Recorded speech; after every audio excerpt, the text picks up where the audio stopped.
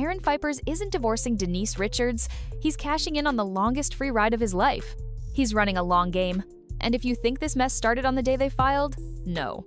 This thing has been playing out behind the scenes for years, and we're only now seeing the receipts. Let's start with the part nobody wants to admit out loud. Aaron didn't just move into Denise Richards' home. He brought his family, his parents, his people, his baggage. And once they were in, they weren't in a hurry to leave. People call it squatting. I call it strategic nesting. Think about it. Denise is bouncing between condos for her kids, her dogs, her business, filming her Bravo show, while Aaron is planted in her actual house, surrounded by her paperwork, her bills, her bank statements. If you can't see how that's step one in a calculated exit plan, you're not paying attention. And you know what comes after step one? Step two, cash in. Aaron files for divorce, representing himself, of course, because the less people in the room, the more control he has over the story. His filing says Denise makes over $250,000 a month from OF, acting gigs, and brand deals. That's the opening pitch. The next part? Asking for spousal support. Not just for him, but for expenses that suspiciously look like they benefit his family too. Oh, and their official separation date? July 4th, Independence Day. Which would be cute if Aaron's entire vibe wasn't find new ways to live off Denise without having to lift a finger. Then came the incident at his place. Denise shows up, allegedly because one of her dogs was euthanized without her consent. Aaron's side swears it was terminal, they did the humane thing. But where's the proof? No vet statement, no paperwork, just trust me, which is funny coming from a man whose current career highlight is defendant. His parents let her in. There's yelling. She confronts people. Somebody claims she tried to hit his sibling. The cops get called, but nobody's arrested. And here's Aaron's play. And he's not there. Which means Denise can't be accused of violating her restraining order, and also means he can spin it later however he wants. This is the pattern with him. Every scene plays out so he gets maximum leverage with minimum exposure, and he's good at it. You don't have to like him, I don't, but you can't deny the man's running a playbook. But let's not forget the money. Aaron's filings say their monthly living expenses are over $105,000. Rent, groceries, eating out, clothing, $25,000 a month on food alone. Unless they were secretly feeding the whole cast and crew of The Real Housewives of Beverly Hills, that number's not about necessity. It's about optics.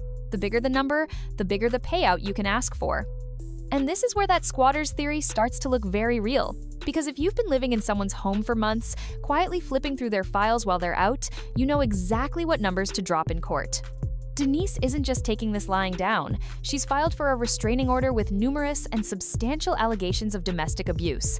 She's got photographic evidence, including a black eye. And she's already won an emergency court order forcing Aaron to return a stolen phone and laptop. And here's where it gets gross. Denise's team says he didn't just take those devices, he went through them, grabbed private information, including nude photos, and sent them to the media.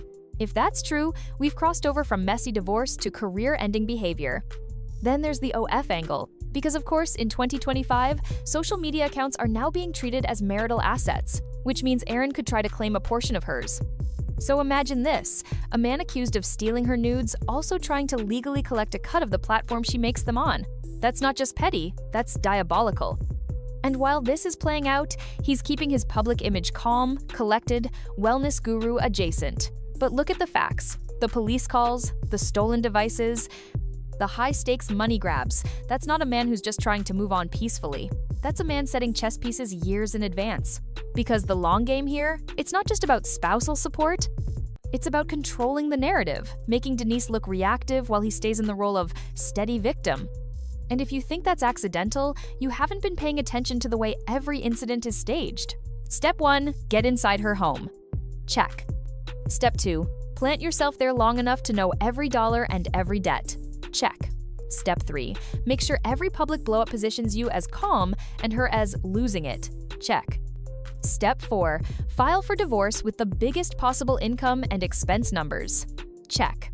Step 5, use the legal system to get access to devices, accounts, and assets in progress. And here's the thing, Aaron's good at it because he doesn't overshoot. He's not screaming in the street, he's not posting rants online, he's letting filings, leaks, and sources do the work for him.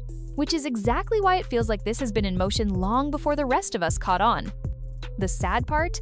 Whether he gets what he wants in court or not, he's already made sure Denise is stuck cleaning up the mess in public. That's the beauty of the long game. Even if you lose the hand, you've already reshuffled the deck. But the risk for Aaron is this. The longer you drag a situation like this out, the more chances you give the other side to catch you slipping. And if Denise's camp gets one solid, provable misstep on him, the whole carefully crafted calm victim image falls apart overnight. This isn't just a divorce.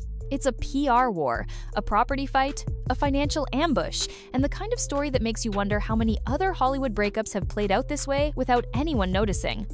So, when you see Aaron's name in the headlines, remember, the chaos isn't random. The drama isn't bad luck. This is his long game. And the question now is whether Denise has figured out the countermove before it's too late. If you've been watching this unfold and you think Aaron's calm and collected act is just that, an act, drop your thoughts in the comments. And if your team, this was all a setup from day one, make sure you subscribe because something tells me we haven't even seen the nastiest part yet. Because in the end, the only thing worse than a messy ex is a messy ex who thinks he's smarter than everyone else. And Aaron, he's not.